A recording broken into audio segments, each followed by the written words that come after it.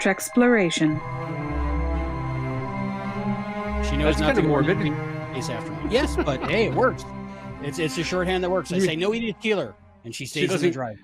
She doesn't get run down by a delivery truck. Right. With the horn going 2 miles an hour. I picture I'm glad they don't show it because I picture like something out of the steamroller scene from Austin Powers where he's like, no, she's like, I'm walking slowly up. Oh, there's a car coming. I wonder what I'll do. No.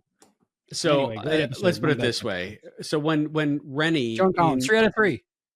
3 out of 3, and when Rennie inadvertently causes World War III, I won't blame her. I'll blame you.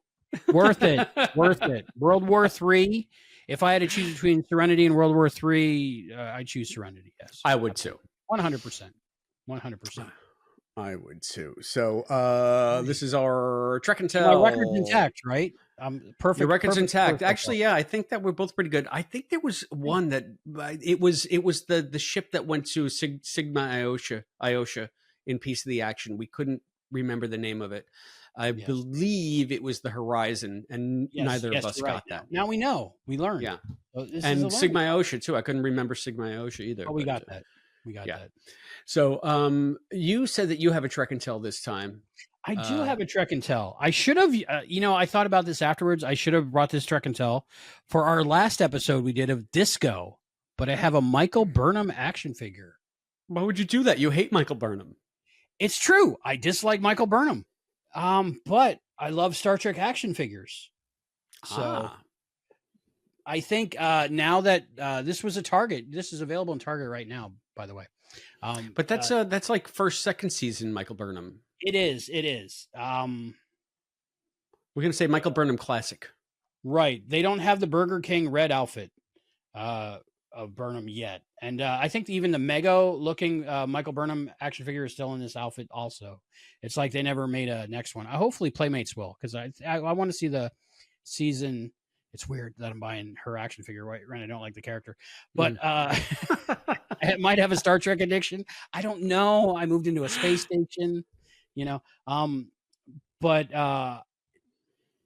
like I might have softened a lot on Michael Burnham with the past episode. What was it called we just talked about last night? Strange Facers, Face the Strange. Fight the Strange? Face the Strange. Face the Strange. I still have it wrong. So I figured out Facers. The Michael Burnham action figure. If you're a fan of Michael Burnham or Disco, definitely check out the previous episode we did called The One with the Time Bug. Yeah, the Time Bug episode. Yeah. I'm giving each episode a title as we go. So yeah, that's a nice figure. And they have a Saru figure as well. So that's cool. All right. Now this is going uber 80s. Are you ready? Yes. Name the Gleaming the Cube actor who managed to get a small part as a communications officer on the Excelsior in the motion picture The Undiscovered Country because his mother was the casting director. That would be Christian Slater. It is. And for a bonus point, do you know his mother's name? Something Slater. Atheist Slater. I'll give it to you. Mary Jo Slater. Mary Jo Slater. I remember being so super psyched because I had been spoiled that he was going to appear in the movie just for a little bit. So I was excited when he came on screen because I was a big Christian Slater fan. Because I think Pump Up the Volume. That's why I'm a podcaster today, because Pump Up the Volume, I think. Gotcha. I don't think I know much of anything in Christian Slater's oeuvre. So. Cuffs. I would recommend Cuffs on Laserdisc. Gotcha. Okay. Yes. When I'm in Florida at a certain friend's house, I'm sure that he'll ask if I want to watch it, and I'll say no. I sent you a picture of my collection all on the shelves, right? Yeah, it looks good. That was crazy, yeah. But yeah, Cuffs is really good. Cuffs, he kind of inherits the police department in a town, and he's not fit for it. So it's interesting. Sounds like a wacky water comedy. Yep, we said that in stereo. He's a criminal that takes over a police department. So. Gotcha. And then hijinks ensue. So I got 3 for 3, I think. Yeah, you did. You got 3 for 3. I got 1.5 for 3. So you win trivia tonight. Trek and Tell, and I've been waiting for this. Trek and Tell. You have a Trek and Tell? This came on my stoop. Ooh, I'm excited for it. This came Let's on do my that. soup weeks and weeks ago, and it's just been because sitting of our up in my lap. delays. So we're going to do sort of an unboxing. So I don't know what this Trek and Tell is. So let's see what we got here. Uh-oh, it's not really open. I want to turn the box around so I can unblur it. There you go. All right. I should have gotten What could it possibly be? How do you know it's a Star Trek thing? I don't know. It's my Trek and Tell. It was sent by a mysterious stranger. Mysterious stranger. Oh, dun dun dun. Dun, dun, dun. Either excitement or disappointment. I don't know. I'm trying to read the face. Imzadi. Imzadi. Why would you give me a hardcover of Imzadi? Because it's cheaper than a paperback, actually. So now, the funny thing is, I can probably find Peter David to sign this for me because at last I knew he lived in my town. Oh, wow. And he used to do appearances on the same radio show that I did my The Flip Sides on. So my friend Howard knows Peter very well. So thank you, Howard. Now, Albie, not Howard. Thank you, Albie. I don't know what after you read it, about. Maybe you get it signed. It looks like the Guardian on the Edge of Forever is here. That's part of it. So that kind of ties into disco and yo and what's the description on the back say? It says beardyless Riker meets old beardy Riker, and they fight over Troy. Now, or is it a menage a Troy? Who knows? Imzadi, help me. Riker raced into Deanna's quarters and was horrified by the sight that greeted his eyes. Deanna was lying on the floor, convulsions shaking her. Riker to sickbay. Where's that med unit? He shouted desperately and didn't even wait for a reply as he dropped down next to the trembling counselor. His hands moved helplessly over her, and he fought down his own terror as he said, "Shh, everything's going to be okay. It's okay, Deanna." Her eyes were clouding over. He didn't even think she could see him. He had no idea what was happening to her, and even more terrifying, neither did she. Imzadi, she whispered again, her chin shaking. Please, help me. Help. I will, he said desperately. I promise I... But she didn't hear him. Her breath rattled once more in her chest, and then she was gone. The death of Deanna Troy. They ruined the high part of the book. Anyway, I cannot wait for the threesome scene. Yes, on the holodeck between these three. Pretty hot threesome. I mean, that's scene, gonna, he's gonna be raw dogging it and that. Yep. But, anyway, and I mean in himself, not in. Thank you, Albie. Yeah, no problem. Since we're going to be doing next gen, and I think it's time. So I have to read Imzadi. You tell me when I need to read Imzadi. The sooner the better. The sooner the better. You got it. The sooner the better, because it really informs the Riker and Troy relationship, and everything fact, that. Mm-hmm. The only other next gen book I ever read was a Peter David one. I remembered that. So I figured that's why I wasn't sure if you're like, okay, that's the last Peter David book I'm going to read, or maybe Peter David. Yeah. No, I quite liked it. There you go. Yeah, he's good. He's very good. Very good. It's very, very easy read. Very fun read. Cool. Thank you. A little emotional. You know me. I like to read. Albie, and there's a part two. You know me so well. Book on the stoop. So there's a sequel to it. Not as enjoyable for me as the first one, but the first one really good. Awesome. Thank you. Okay. So, I got a little small Trek and Tell. I might have teased it a little bit earlier. Don't sell yourself short. Other episodes. And so this is what it is. I've shown it on camera, glimpses here and there. Is that what you tried to bring up before? I can't really see what it is. Christina Chong. She put out a music CD. Is that the F You for Christmas? Yes. And it's really good. And she signed it. Yeah, I got the special early collector's edition. Sweet. Something or other. Very nice. Like after the musical, like I went crazy trying to find like Star Trek the musical on LP, which I don't think it's out yet, which I'm shocked. It's a Star Trek the musical How many millions of dollars would that make? Why wouldn't So they many. put it out on vinyl? It would make all the millions, really. Yeah, all the money. I'd buy the poster. But yeah, and like it's small, independent. Like she produced them and sent them out herself, and like on her social media, she was showing her like getting the paper in, the signing them, the putting the discs in the ending, mailing out the stuff. So she actually like besides singing that. and all that stuff. You have Christina Chong's DNA. Now you can make your own Christina Chong. Well, I thought that, but I didn't say it out loud. But yeah, she's my crush in a lot of Stranger Worlds. So I said the quiet part out loud. You did say a quiet part out loud. But she's unbelievably gorgeous. Like, one of those people that you're like, how am I the same species as her? But wow. Okay. And the music's really good. Like it really is very well produced. She's got a beautiful voice. It was really, really cool. So one of my exciting things. Very nice. Very nice. That's my Trek and Tell for this episode, this short episode. So yes, yeah, I think let's it's time dive right in. Let's start talking about disco. Final thoughts on disco as a whole. Nope. Gunsmoke. Nope. Bonanza. Just keep naming TV shows. You might get it. The Love Boat. Nope. What's happening? What's happening now? What's happening now? Brady Bunch. Davy Jones. Brady Bunch. I think I got this one wrong. Which one was it? It was The Man from Uncle. Oh, I got that on Laserdisc. I do. The name of the episode is, so now you know the first one to watch is the Project Sturgis Affair. Okay, I'll watch that one. Yeah. Project Strigus Affair. I know I've watched in the past, so I because I remember hearing about that. That was one of those things you hear about. So yeah.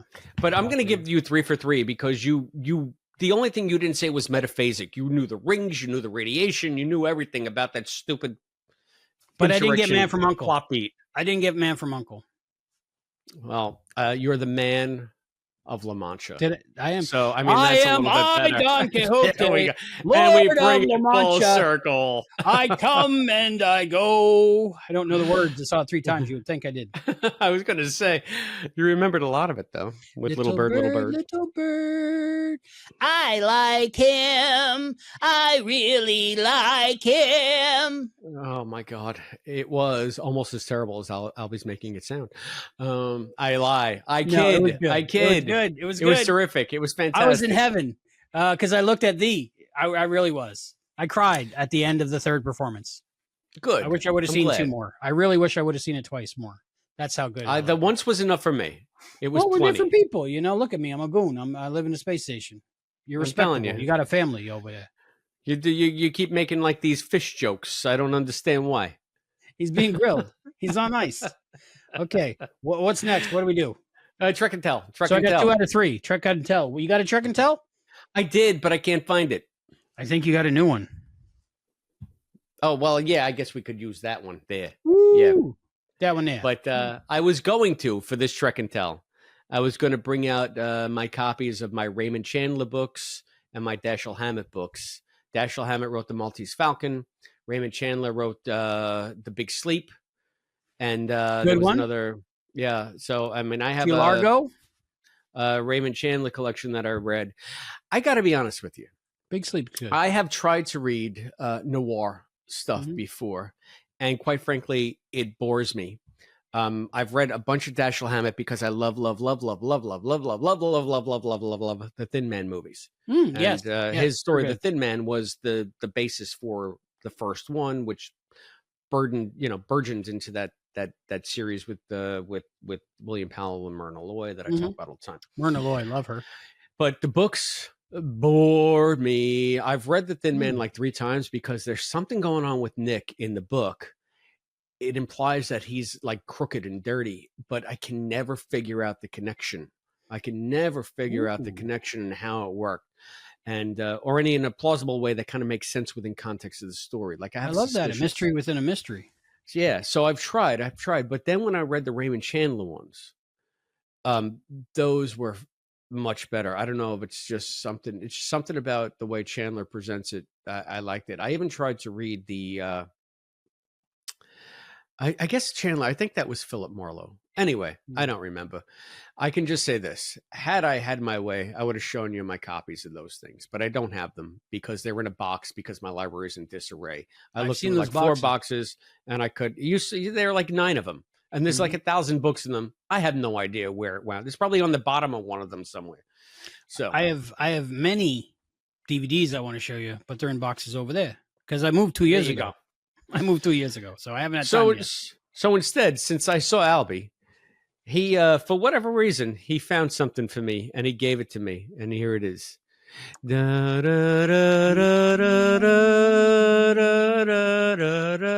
is Ilea Probe. Yeah, I was packing and I was like, you know what? He seemed to like Ilea, so I think I'm going to bring that to him. I like Decker unit. I love the fact that this is like an old one. You can see on the forehead, there's like a smear, like it got rubbed against the wall or something. Like I wasn't sure if it was that or because she was the probe. I wasn't sure. So, but I like because you know what it reminds me of. It's somewhere towards the middle of the movie. The probe is getting like cozy with Decker, and she puts that little baby thing on her head, like you'd put on an infant with the little bow on one side. And so I'm thinking, from a distance, it looks like maybe she's wearing her little bow hat around her bald head. Yeah, I was never sure. So there we go. So that's my trick and tell now. For some reason, when you drove me to the rent-a-car place, I just handed it to you. Yeah. And I made it act like it was a tip, like it was undercover. There we go. So that was your tip. Albie just randomly handed me Ilea's. So I got now a new Ilea. And now this is my third TNP action figure, right? Yeah, exactly. That's why I gave it to you, a whole set. Now. I got these, but they're not of scale. I think these are 2 different perspective. You just got to put her way behind them. That's this is giant Ilea. Yeah. Here she comes. Oh. Anyway. Yeah, Ilea Probe. I'm talking about gams all the way down. That's what you got, you know. You know it. So what's your trick and tell? Little past due, but I just got it. I found it while I was. I think I sent you the link while I was, late night while I work on audio. I browse eBay, which is not a good idea. I found where's my anyway. It is Code of Honor, the Star Trek Next Generation television episode, but look closely at the box. It is completely in black and white except for the actual background of the box, which is red. And it's custom made. And this was a screener that went out to local affiliates. I believe. And let's see. Star Trek The Next Generation Code of Honor. Yep. And the label's just printed out and pasted on there. Same with these. But it's like an official screener for the episode Code of Honor. And when I saw that on eBay, I've been searching Star Trek since eBay existed. I've never seen one of these. So I was like, even though it's Code of Honor, has its downs and downs. But I just had to get it because I just want to watch it and see where they have the previews of this will be broadcast on this many channels and supported by this much ads and magazines and stuff. They always do that with those things. So I just had to have it. So that's my Trek and Tell. For this. That's awesome. Do they have other episodes in that same vein? Never seen one like this ever. So I'm thinking yes. So there's not a Naked Now version of that, and no, not that I've seen. Now when they do, I do see them. You'll grab it. I will grab it. But now there's more people looking, maybe. But nobody's crazy like me, right? Not that many people. Yeah, that's a cool find, man. Yeah, it's pretty cool. So I just had to show it to you, and it wasn't much. It came in another lot. It came in a lot with Star Trek videotapes, and it was like somebody didn't know what they had. Gotcha. So I was like, I snapped it up. I think it was $6 with this and another Star Trek tape. Snap it up. Very good. So I'm very interested to watch it. So that's the reason I will watch Code of Honor again, just to see what the heck is on this tape. But I like Star Trek oddities, that are not like mass produced, but I buy those too. But when I find something interesting and new, I have to get it. So if anybody knows anything about these, let me know. Comment down below. Send us some feedback. It's Trek, exciting and new. Exciting and new. You're the one who mentioned Love Boat before. Love Boat. JJ Jimmy Walker. He's on there in so many episodes. He Yeah, was I a think ghost he's in got the one. record, right? Is it Yeah, him or I think. Charo? I don't know. I Story think I about see JJ Jimmy Moore. Walker. He's a stand-up comedian, travels the country. You'll never guess. One night, I cooked a country club melt for the man. Very nice. What's in a country club melt? I've never heard of Country that. club melt. You got sourdough bread, 3 slices of American cheese, 3 slices of tomatoes, 4 ounces of roasted turkey, 3 slices of crispy bacon, and Thousand Island dressing cut into thirds. Sounds delicious. Served with fries. It's almost like a Superbird if you go to Denny's, but Superbird's not as good. Okay, now we know. Country Club Country melt. Club And I always melt. get extra Thousand Island and I dip it. And I'm like, oh. I've never so heard of good. that sandwich. Sounds delicious. Really? Country Club melt. Oh, it's so good.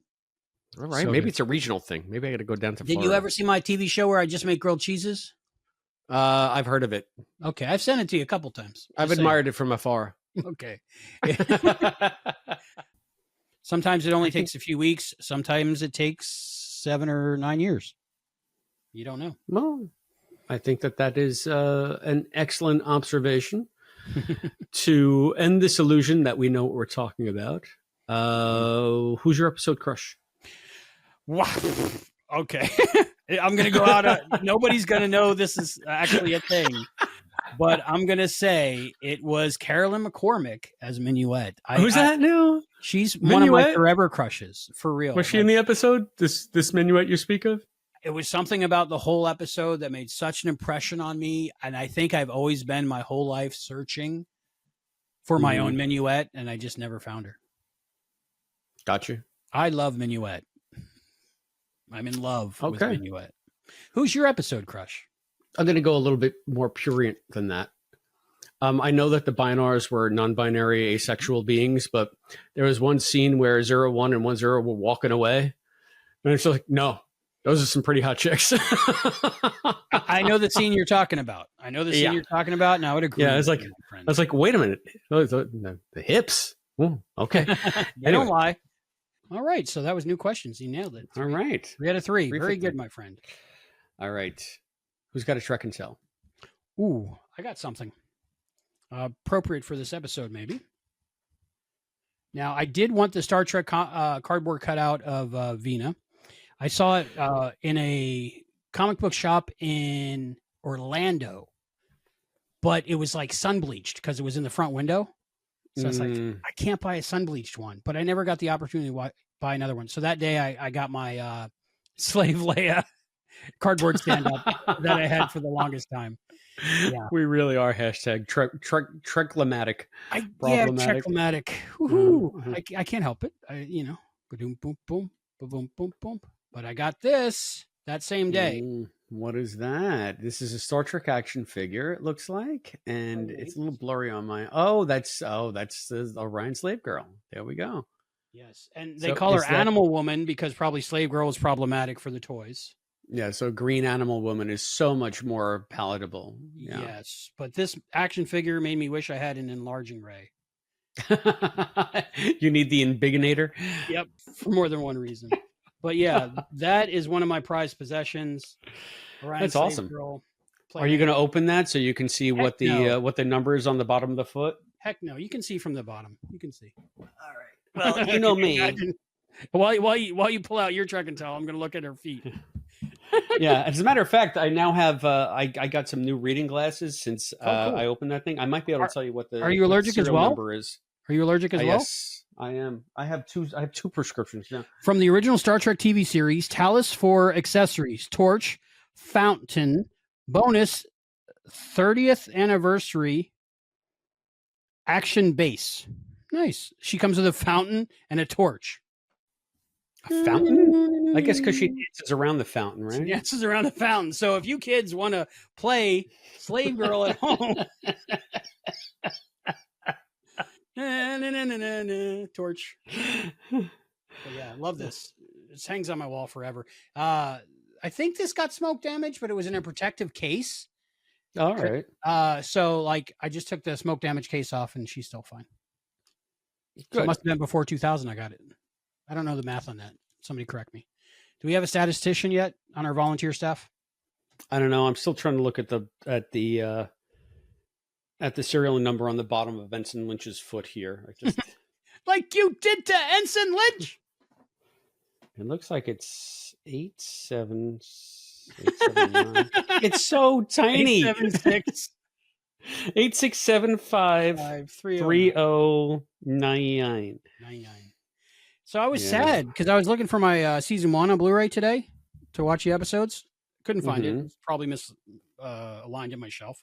But then I remembered, wait, I think it's on season 3. So I'm glad I remembered that and was able to watch it. Neato. Well, I have a very Pike-specific Trek and Cell. Love Pike. And love Pike's Peak. It was way back in the Star Trek novel series, but not too far back. As the series had gotten really established, they were doing a whole bunch of different kinds of things, I guess because the books were selling like crazy. So they just kept on coming up with different concepts to do. And one of them was a captain's table, like we do the captain's round table. That's where I started. Yeah, it was essentially like the conceit of the novel was this space bar where time had no meaning. Ooh. So any captain from any era of Star Trek could come in and tell a story of one of their adventures. And they had 6 of them. I believe there were 6. Yeah, book 6 of 6. And the 6th one is the one I was looking forward to most because it was a Captain Pike story.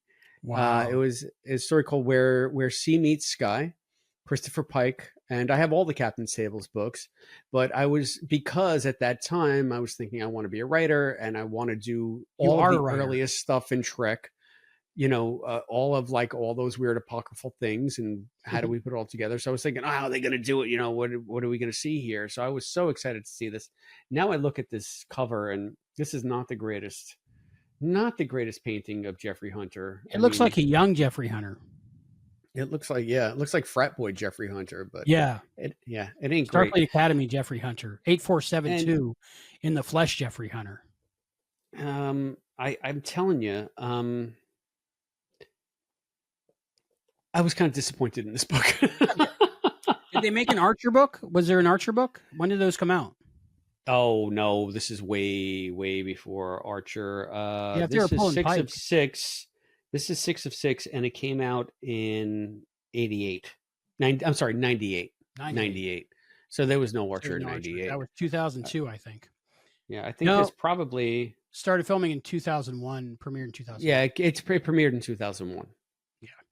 I've had this discussion before on other shows. So. First season of Enterprise was 2001. What's your favorite book in the series, Captain's Table? I couldn't tell you. I don't remember any of the stories. I just remember looking forward to this one the most and being the most disappointed by it. This was also at a time now, like 98. I wasn't buying the books regularly anymore, but when they had like series like this that I found as an interesting concept, I would pick them up. I got to be honest, I don't even remember if I have all the Captain's Tables books. Even if I said I just did, as I'm looking at this and I'm remembering it in context, 1998, I was hitting 30. I wasn't buying Star Trek books on the reg anymore. So, Anyway. I think pocketbooks really missed out on the subscription model because it didn't really exist as much back then. They had the Star Trek collector's edition VHSs back then. I don't know if you saw our friend Allison Pregler's Code of Honor video yet, but she uses no. Allison uses that collector's edition VHS video, for $29.95. You can Oh yeah, collect So because there's one guy in the commercial that goes, "My favorite episode is Code of Honor," so she runs that a bunch. But they had a subscription model, and I think I would have had the subscription to the pocketbooks of Star Trek if they did, and they would have sold a lot more. Because one thing I've noticed, because I'm looking to complete my collection of the collector's edition VHSs. And like when I see these auctions of entire series or seasons of them, it's like 80% not opened, 70% not open, most not opened. So people were paying for these $29 a month, receiving them, not canceling, keeping them, but not opening them because Star Trek, I guess.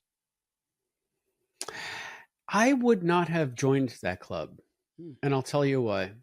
Another reason I have such fond memories of the Star Trek books is they're the things that made me go out to bookstores. When I first started buying my own books, not going to the library, but going out and buying my own books, I was specifically trying to find all of the earliest pocket books of the Star Trek series because I started collecting them late, obviously. They were coming out way before I was able to go and do it myself. But there was a bookstore in Smithtown that carried an okay science fiction section, Diane but they would they would help me look for titles that I just couldn't find anywhere else. And it was the first time I ever went to a bookstore with something in mind and spoke to the proprietor and them saying, yeah, I'll keep a lookout for that. Again, this is pre-internet. So they had their sources, they had their networks, however they did it. And these people got me these books. I don't know where, maybe they just went to another store I didn't know about down the street, but I would come, they would say, we got the Trellisane, whatever. I think that's one. Anyway, I'll show, maybe that'll be another one, but that was one I was looking for the longest time, and they finally got it. And I was so happy, so I don't think it would have been the same formative experience for me if I just got one in the mail every day. And just, I brought down, I brought down Enterprise, the first adventure. This was the first giant one. Pike also features prominently in the beginning of this book because it's when he leaves command of the Enterprise and hands it over to Kirk. And they present him as a somewhat morose figure in this book, if I recall correctly, because he doesn't want to leave. He doesn't want to give it up. So another of Pike in Star Trek fiction. Heard the audiobook many times. Many times. Yeah. I've never read the book, but I've heard the audiobook many times, which unfortunately is abridged. So, but I know the gist. And I knocked down my little Kirk. It's an avalanche. Okay. You broke your little ships. I did. Anyway, for people cool. Listening on the podcast feed, I reached over my shoulder and I created a disaster.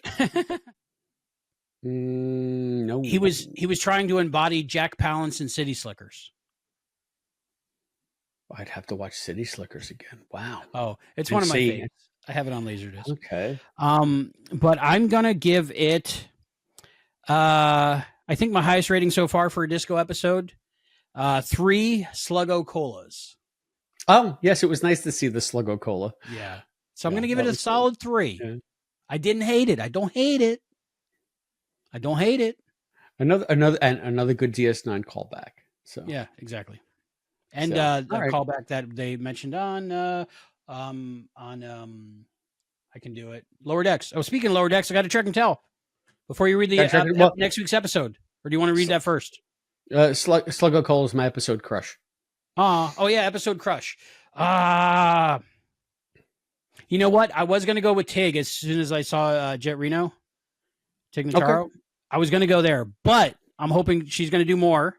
So for this episode, I have to say Wilson Cruz, 100% the portrayal of Janelle. Total crush. Gotcha. But awesome. Tig Notaro's really close, but she didn't have enough to do. Right up there.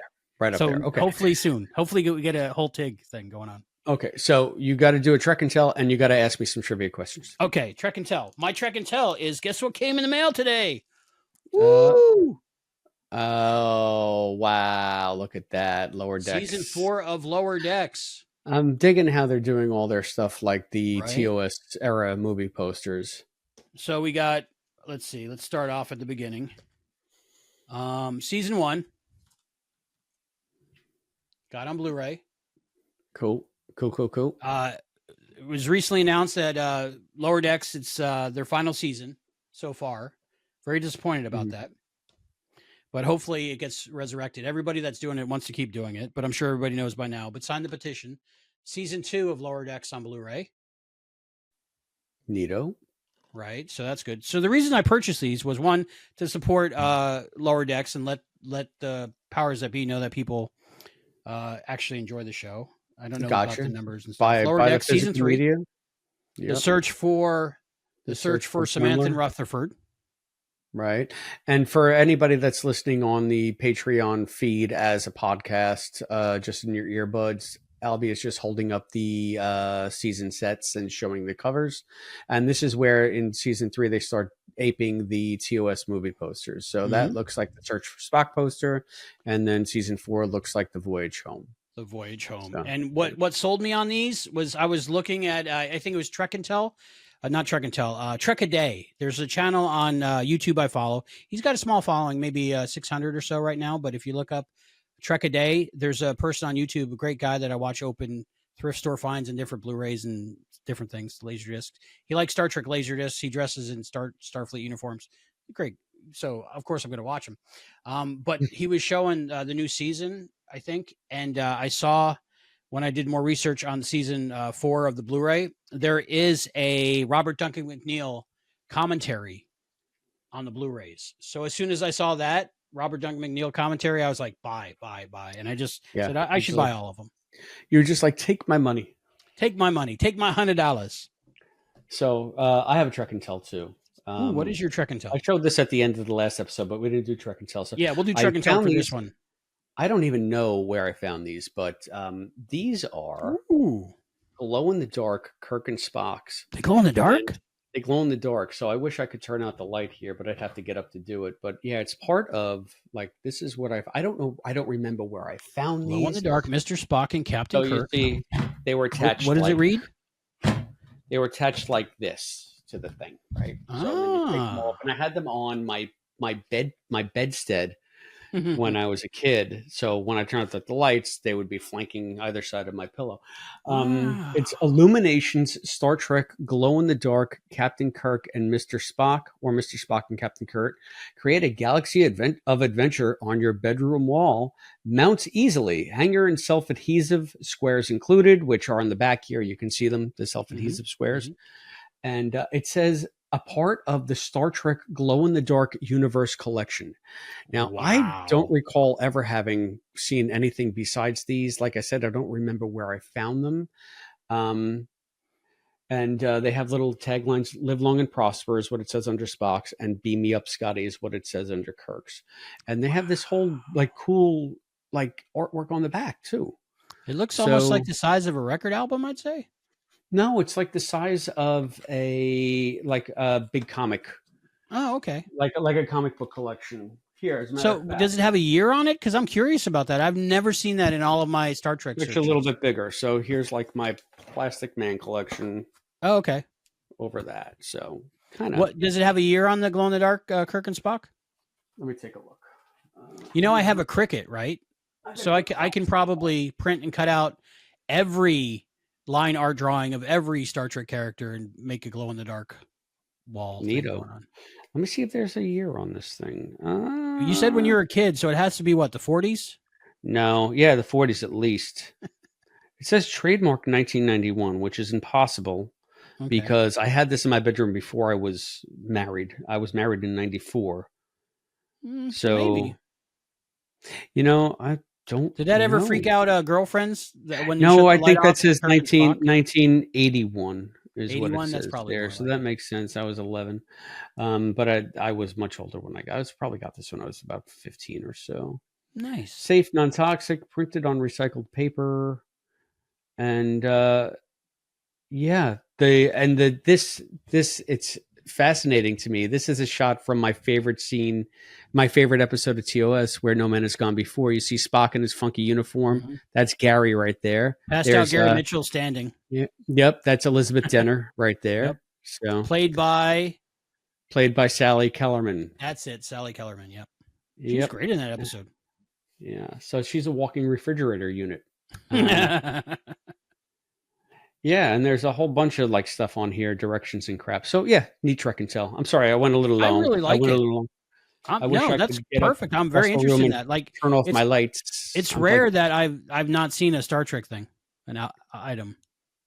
So there they are. I really like that, and they glow pretty good. You know what?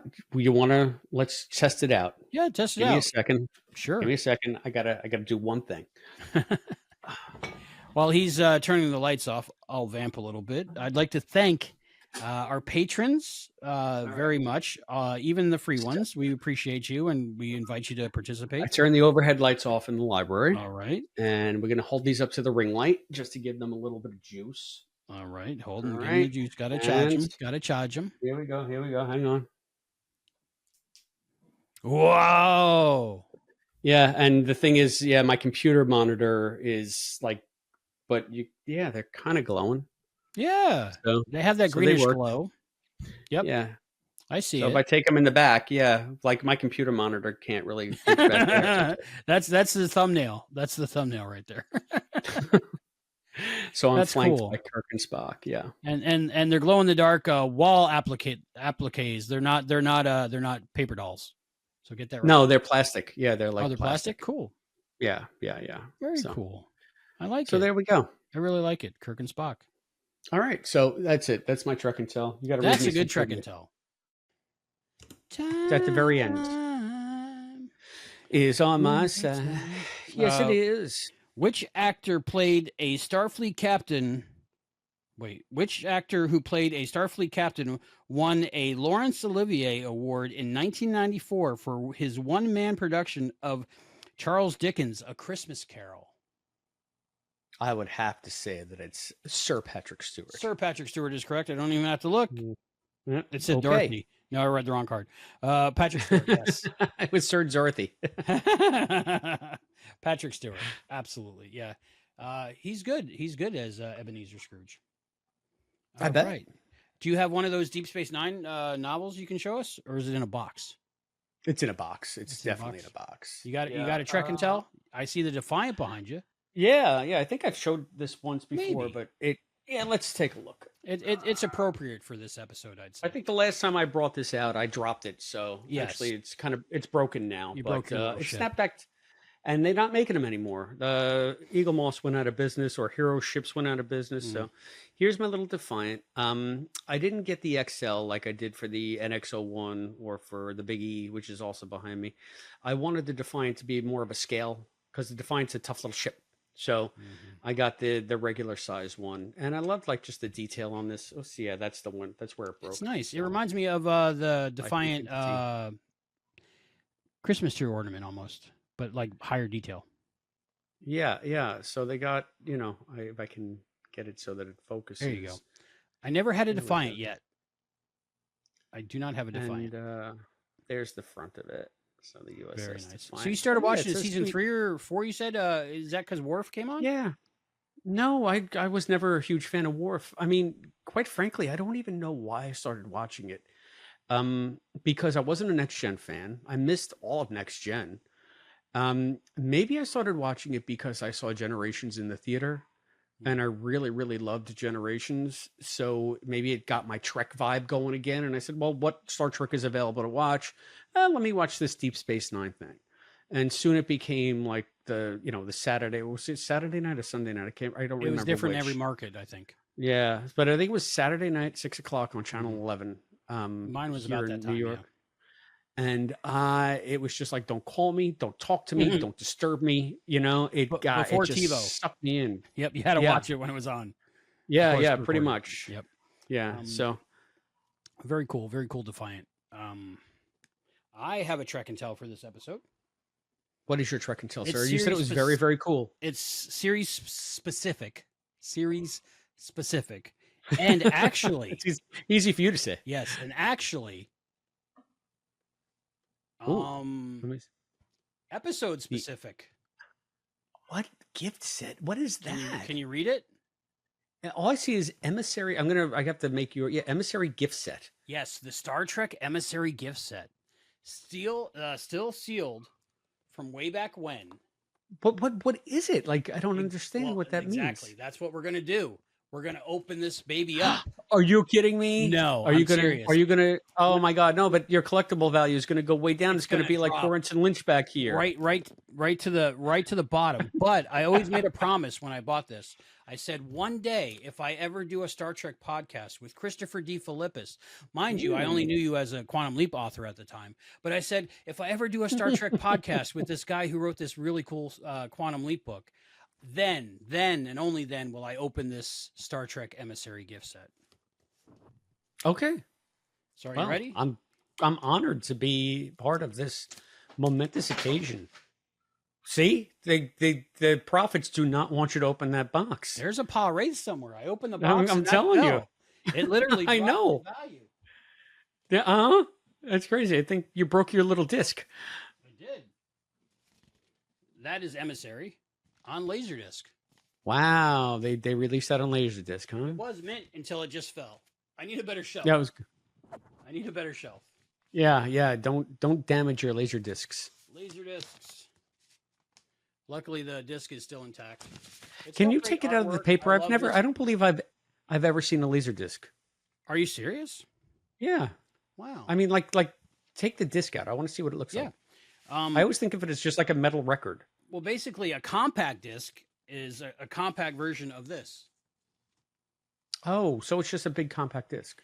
Basically, before discs were compact. And it's really cool. Gotcha. I have a different channel. I don't know if you've seen Laserdisc Flips. That's my YouTube channel for Laserdiscs. And every once in a while, I watch the Laserdisc Wolfpack podcast. I really love Laserdiscs. And Trek a Day has Laserdiscs on there every once in a while. He's got more Star Trek Laserdiscs than me, which it seems impossible, but he's got all the imports and stuff. Okay. The way it worked was it's an analog video signal. So basically, like we saw back then, where you'd have like a cable wire and it would be two wires and it would just be an analog signal, but the analog signal was translated to a laser. The laser would go down and read the analog signal and it would wiggle like this and it would recreate the analog signal. So kind of like an analog record, but it was video. But they actually pressed them like they do CDs and like they did records, where once they had it recorded on a recorded one, they would be able to press them out by the thousands. But they were still like $39, $49 each. So that's why it really never caught on. All right. But all right. Thank you. It's cheaper on the secondary market. A little extra. I'm sure. Okay. Now back to the Trek. All right. Now we're going to open this up. So you guys might be picking this up on my mic or not, but Penelope is downstairs barking. So if you're hearing her, that's what it is. So welcome, Penelope, to the show. Welcome, Penelope. I'm opening it. Here it goes. Oh, that's it. The paw wraiths have won. Yes. Wow. Doesn't smell like anything. Oh, that's good. Yep. Okay. I guess that's a promising start. Open it from the top here. The Emissary gift set. Emissary gift set. So I don't know if this was just made for Avery Brooks himself or anybody who watched the Emissary. Here we go. It's just such an odd thing. Right? It's just so specific. Well, there's some papers in there. I'm sure we'll get to those. Maybe you see what I don't see yet. Whoa. Ah! You are a mess. I'm not the best. You're gonna make. So we have. You're gonna make your house look like Deep Space Nine soon. My house does look like the Emissary. I haven't had anybody help me pick it up lately. So we have Emissary on VHS. Okay, that's pretty cool. Episode 1 and 2. I should have opened this before so I could watch it on there. But right, do you have the VHS of that already, or just the Laserdisc? CD. I have DVD, Laserdisc. I want to say I have the first few collector's editions of Deep Space Nine on VHS, but I didn't have this VHS before opened. I wonder if that VHS is a separate edition, like maybe that in itself is its own little collectible, promotional only kind of thing. Yeah. Could be. I don't know, or is it just the standard one that they released? I don't know. That's interesting. I think I need better glasses to know. It's got a barcode, so that tells me maybe it's the same as the. Yeah. Because how many of those things are they going to be selling, right? To go back and reinvent the wheel? I know I bought this one originally way back when it was Suncoast Video. Okay. They had the Emissary gift set. Okay, this one I had another copy that I bought originally. This came in there. It's the Star Trek: The Next Generation Interactive Technical Manual. Oh boy.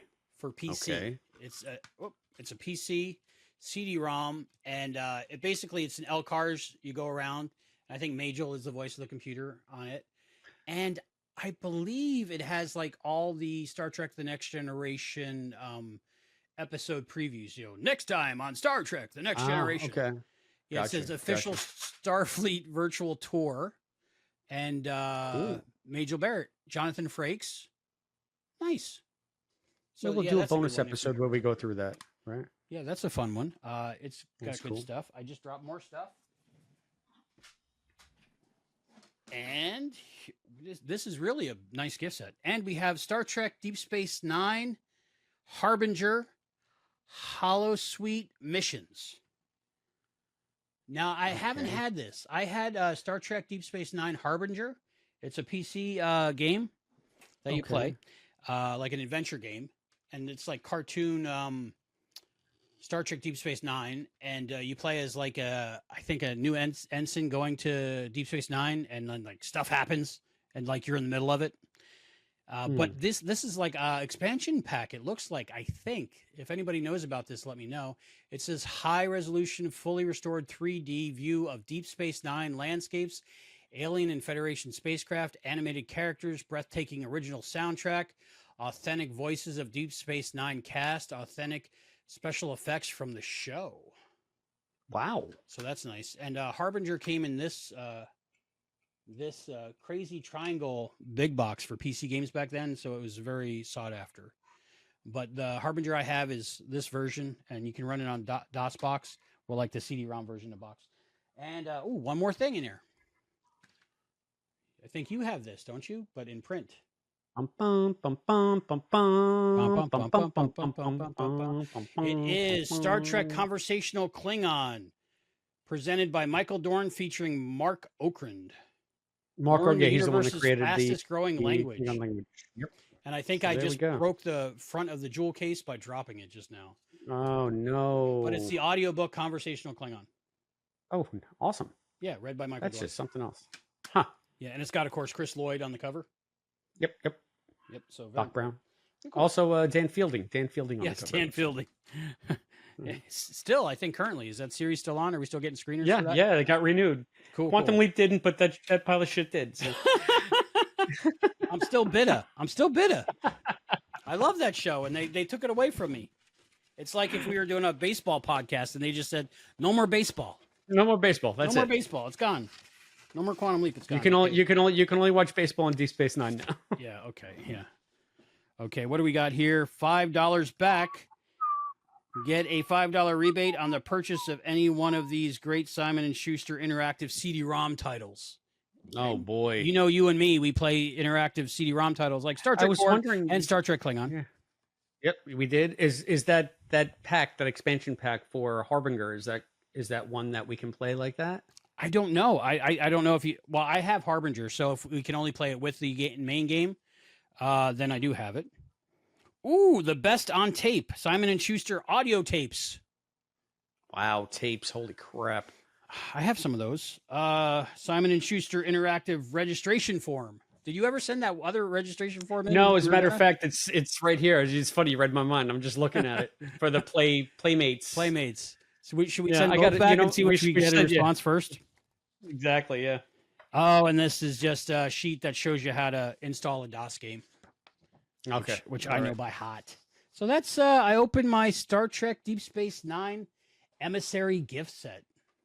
Good for you. Because my dream came true. I'm doing a Star Trek podcast with Christopher B. Philippus. You should dream bigger. What was the name for the period in which the inhabitants of Beta 3 were given to blowing off stress via debauchery, violence, and destructive behavior in the Return of the Archons? It was the Red Hour. Very good. 3 out of 3, I think, so far. No, 2 out of 3. 2 out of 3 so Bob. far. Bob. I didn't get Bob. Hi, Bob. Hi, Bob. Bye, Bob. Hi, Bob. Okay. Yellow, black on yellow. I can do this. How old was the NCC 1701 when Starfleet decided to mothball her in the search for Spock? Jim, the Enterprise is 20 years old. She'd never take that kind of pounding, and you know it. Very good. Love taking a pounding. All right.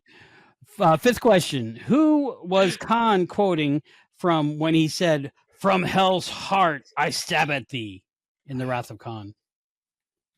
Would that be William Shakespeare? Try again. Oh, would have be the it would be a character, you mean? No, what author? But not. Oh, I thought It wasn't it's from not Macbeth. Shakespeare. It's not Shakespeare, believe it or not. I was Actually, Captain I never Ahab, read it. Moby Dick. I never read it. Moby Actually, I Dick. never read Moby it. Dick. Yeah. Moby Dick. Moby Dick. So you got 3 right. So I think you Hell's won. Heart. Yeah, Pretty good. 3 out of So usually we have 3. So I got 3. So I'm You 3 got for 3. 5, but 3. Yeah, you got 3. I can't believe it. Yeah, it was Moby Dick. So I guess With this my looks last like it's breath, all the I original spit series. upon thee. This looks like it's all the original series. All right, would make sense. Those are pretty good questions. It looks all about Star Trek, but it's just Star Trek, not all of Star Right. Trek. But that's pretty cool. I didn't even know I had it Neato. until I looked over there. All right. All right. So what's Good next, questions. Good questions. You got Yeah, Trek and great Tell. I job. think this is you told me that I had this is what I to. want to tell you. You about. have a Trek and Tell. I think that's what I was That's talking very about. special, right? Yeah. Well, I have many different caretaker specific. Of course, behind me, if you look on my chain shelf next to Badgie, which is hung there the whole time, is Caretaker 1 and 2 on special edition VHS. We have that. I have it, of course, on DVD in the individual seasons, the isolinear seasons. But I have some specific things just for Caretaker. Caretaker? Caretaker. Charcuterie. I have it, charcuterie. I have it on VHS in the individual version, not the collector's edition. But what's cool about this version is it's a first printing, and you can tell, at least this is what I understand, because it's actually a blue plastic VHS tape. Oh, So okay. it's more rare because it's blue, from what I understand. So Neat. I have that on VHS. And I haven't watched this particular copy yet, but I plan to. Now, that's not the special thing. I got 3 things total. Okay. This is Caretaker specific. I didn't know if I was actually going to show this, but then I remembered last minute. Serenity has a huge Star Trek Voyager trading card collection. And so she has this from Caretaker, which is a relic card. This is actually, let me put it so both cameras can see it. This is actually Commander Chakotay's uniform from Caretaker, a piece of the fabric off of his costume. Oh, wow. So it says, congratulations. This card contains authentic costume material worn by Chakotay in Caretaker. So it's actually a piece of his Maquis uniform. That's really cool. And there are some cards out there. There's some relic cards that say this is fabric from the episode or whatever, but it doesn't say worn by. So it might be just like from the bolt of fabric that they made something out of, but these are worn by. So those are more rare. She's got a bunch of these for different characters, and I'm sure they're coming up. But what I think is really cool and rare and different, and something you might not have heard of, I actually have this in plastic. I never heard of a relic card before. So really? Oh, let's just say I spent quite a chunk of change on the 7 of 9 silver costume relic card. And it was, I'm not even for going to go Serenity. there. It was for Serenity. Okay, now I'm just going to show you this, and then you're going to have to describe it to the listeners that aren't actually viewing it, and tell me what you think of it. I'll slowly show you both sides. It's unopened from 30 years ago, I guess. It actually has a date on it, Monday, Ooh. January 16th, I think I know what that 1995. might be. You so my birthday. Do you know what it is, maybe? Any guesses? I think it is. I'm going to say it's popcorn. It is microwave popcorn.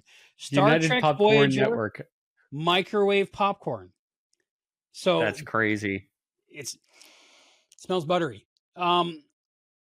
So from what I understand, now I didn't know about this at the time. I got this a couple years ago because I just go on eBay all the time.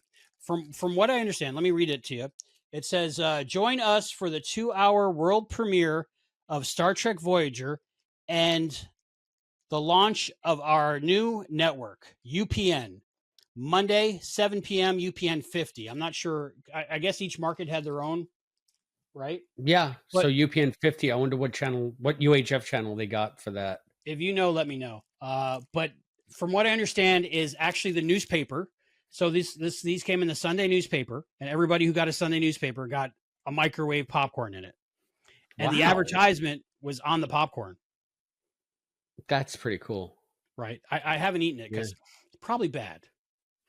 Yeah. This reminds me of that one time when we discovered that they were giving away like free Toll House cookies in the mail. And then we raided everybody's mailbox in the neighborhood to get all their free cookies before we were so young, we didn't realize that what we were doing was a felony. So you could have robbed everybody's newspaper and gotten a ton of those things. That's crazy. But how crazy is that? I think that's good marketing, especially when you had to watch it while it was on. It gives you the channel, what it is, the time of day, and popcorn. And who's not going to eat their microwave popcorn that they got free with their Sunday newspaper? Everybody loves a good microwave popcorn. Yeah. So, I mean, I think it was one of the biggest premieres ever, viewership versus how many channels it was actually on or something like that. And then it, went down from there for a while. But take a look at that bag, though. What does that bag teach us?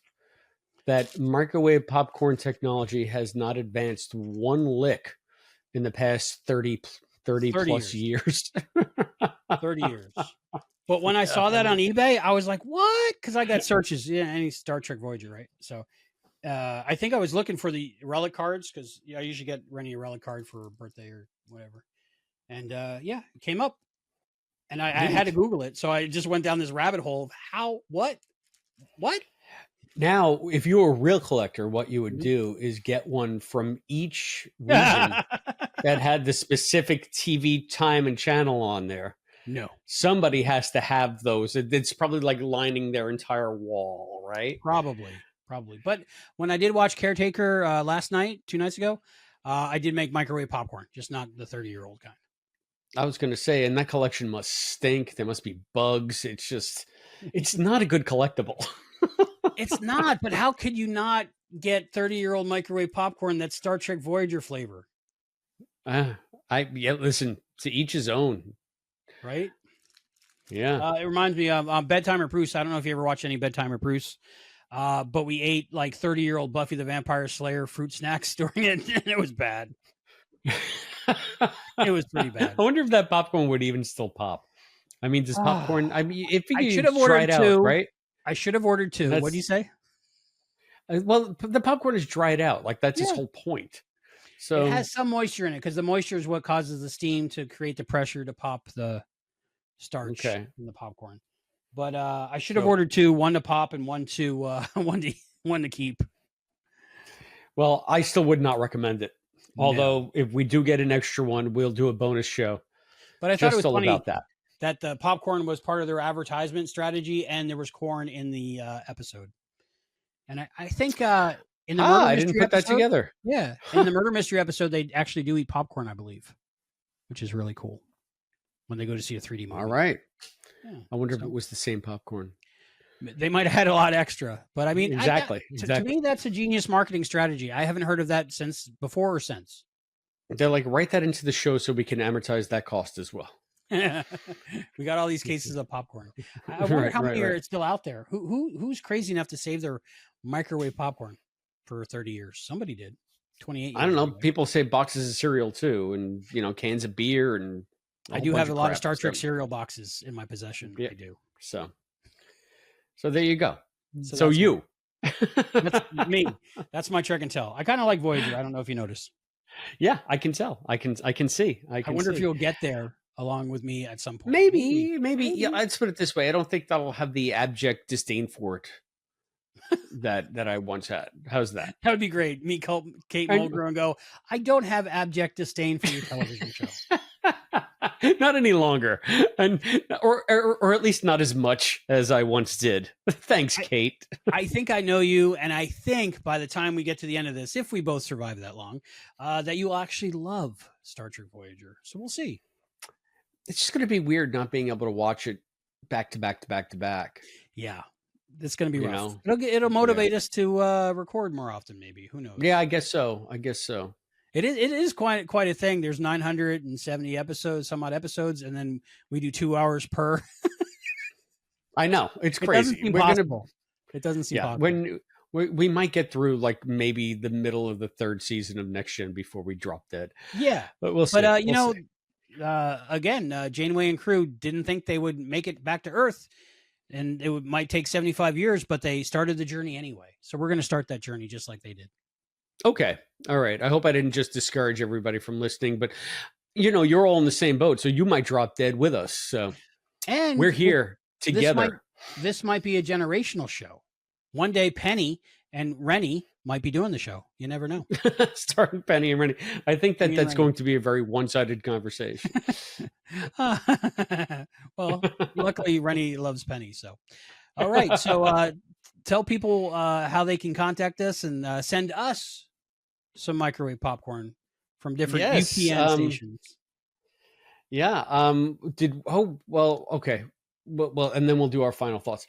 So, I don't know. I keep messing up the thing. You do. It's okay. Let's But Get since Dixit or something.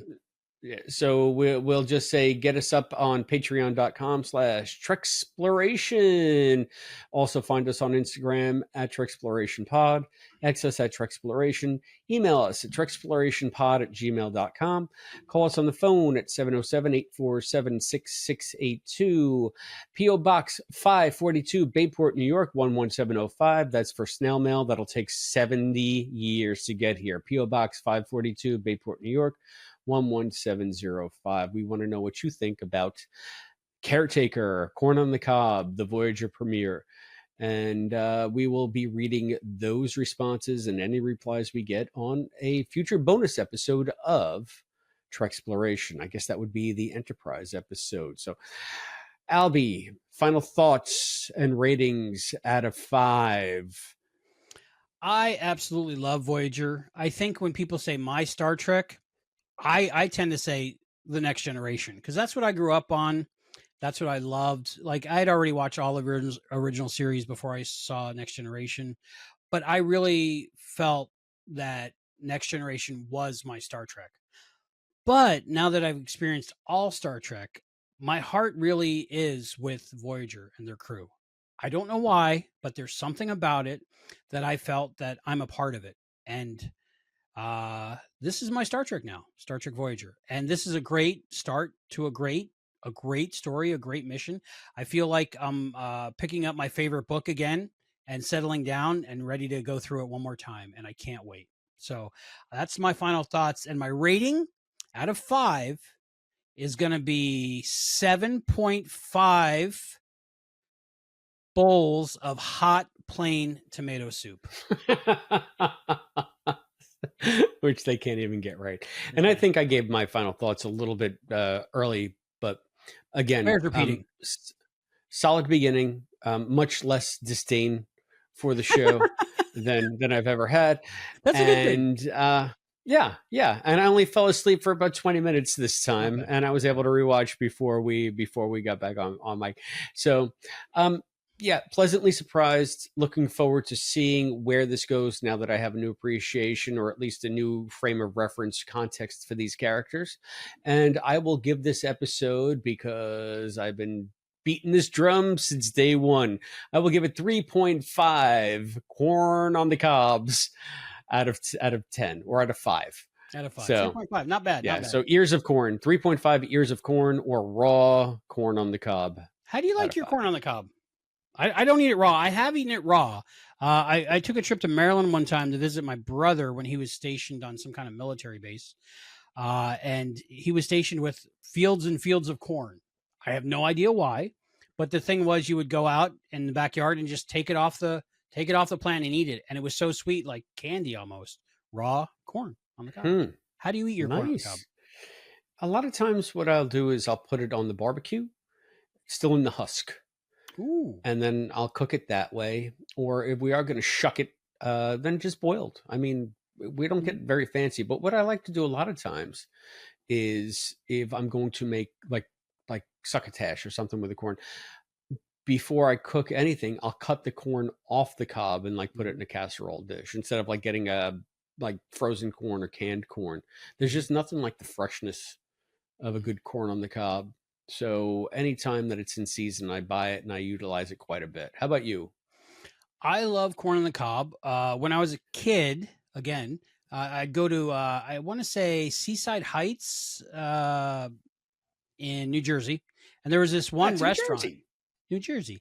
There was this one restaurant. They boiled it, of course, but then what they did is it like rolled around to stay warm on this like spinning thing, and it would spin the corn on the cob in like a circle, but it would also roll the corn on the cob, kind of like hot dogs at the convenience store, but in Mhm. like an inch thick of melted butter. I knew it And was going to be butter. dude, and to this day, I eat my corn on the cob probably 2-to-1 ratio butter to corn. I just I load it do. with butter. I enjoy the Salt, butter and pepper. I enjoy the salt. A lot of times though, I'll just put salt on it. Really? Yeah, I need but salt, pepper, and butter. gotcha. Beautiful. And then after I've eaten all the kernels, I still dip the cob in the melted butter, and I just suck the butter off the. All right, that's a my little goodness. much now. It is a little much, but that's how much I enjoy it. So, but that's All when I right, noticed the so- corn on the cob was raw in this episode. I was like, that's why nobody ate it. And how are you going to hand corn on the cob to somebody? Like they're going to be dripping butter and stuff, but there's no butter. So now we know that this episode is also doubles as food porn for you. So good. A little bit. Now I want corn on the cob, but unfortunately, Walmart still is not open late at night anymore. Why is that? Damn it. I know, upsets me. I think that's what's wrong with society right now. You can't go to Walmart at 3 a.m. Just saying. Must, yeah. All right. How do we live?